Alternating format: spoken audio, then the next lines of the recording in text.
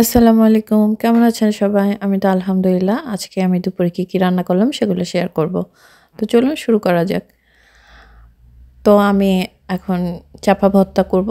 এই চাপা, রসুন আর শুকনা মরিচ নিয়ে নিয়েছি। এটা আমি একটু ব্লাইন্ডার করে নেব। এই তো ব্লাইন্ডার করে নিলাম।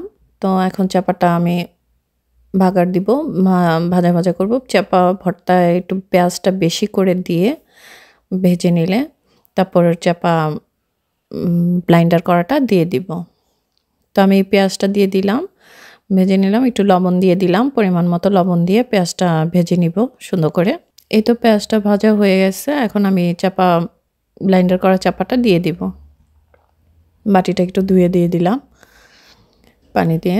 তা এখন এটা 2-3 বার অল্প অল্প পানি দিয়ে কষিয়ে নিব। চাপার যে একটা স্মেল একটা থাকবে সেটা কাঁচা স্মেলটা চলে যাবে। তো তারপর আমি ভাজা ভাজা করে চাপা ভর্তাটা একদম বেশি একটু তেল পেঁয়াজ একটু বেশি দিতে হয় চাপা ভর্তাটা, তো অনেক মজা হয়। চাপা ভর্তাটা আসলে অনেক মজা হয়েছিল। আমি এখন এই যে চাপা ভর্তাটা আমি 2-3 বার পানি দিয়ে অল্প অল্প করে নেড়ে চেড়ে কষিয়ে নিয়েছি। তা এখন একদম ফাইনাল নেড়ে চেড়ে আমি ভাজা ভাজা করে নেব। দেখেন আমার চুলার চারপাশটা পুরা তেল ছিটে পুরা ইয়ে হয়ে গেছে, কারণ যখন এটা পানি দেওয়া থাকে তখন অনেক ছিটতে থাকে। এরকম নেড়ে চেড়ে ভাজা ভাজা করে নেব, তাহলে চাপা ভর্তাটা হয়ে যাবে। এই তো আমার চাপা ভর্তাটা হয়ে গেল।